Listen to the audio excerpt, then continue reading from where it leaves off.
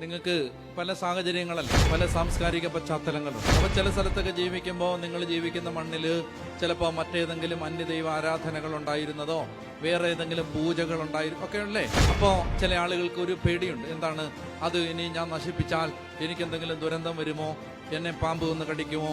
ഇപ്പൊ നിങ്ങൾ വിലയ്ക്ക് വാങ്ങിയ വസ്തുവില് യേശുക്രിസ്തുവിനെ ആരാധിക്കാത്ത വേറെ ഏതെങ്കിലും ഒരു ആരാധനാ രീതി ഉണ്ടെങ്കിൽ ചിലപ്പോൾ നിങ്ങൾക്കത് മാറ്റുമ്പോൾ ചില ആളുകൾക്കെങ്കിലും പേടി വരും. ഇത്തരം ഭയം ആരുടെയെങ്കിലും മനസ്സിലുണ്ടെങ്കിൽ അവര് എപ്പോഴാണ് സംഭവിക്കാന്നറിയാമോ? ആരുടെ കൂടാണ് ഈ അടയാളങ്ങൾ ഉണ്ടാവുക? നിങ്ങൾ കാലുകുത്തുന്നിടത്ത് പിശാച് ബഹിഷ്കരിക്കപ്പെടും. പക്ഷെ നമ്മൾ എന്ത് ചെയ്യണമെന്നറിയാമോ? നിങ്ങളുടെ വീട്ടിൽ, നിങ്ങളുടെ പറമ്പിൽ പിശാച് ശക്തി പ്രാപിക്കുന്നത് മുഴുവൻ സാത്താന്റെ ശക്തി കുറഞ്ഞു പോകും. വഴക്ക്, കലഹം, ലഹള, വർഷങ്ങളായിട്ടുള്ള അടിമത്തം, മക്കളുണ്ടാവാത്ത അവസ്ഥ, അടിക്കടി ഉണ്ടാവുന്ന രോഗപീഠകൾ, കന്നുകാലികൾ വാഴാത്ത അവസ്ഥ, ഇഴജന്തുക്കളുടെ ഉപദ്രവം, എല്ലാ അന്ധകാരവും പോകും.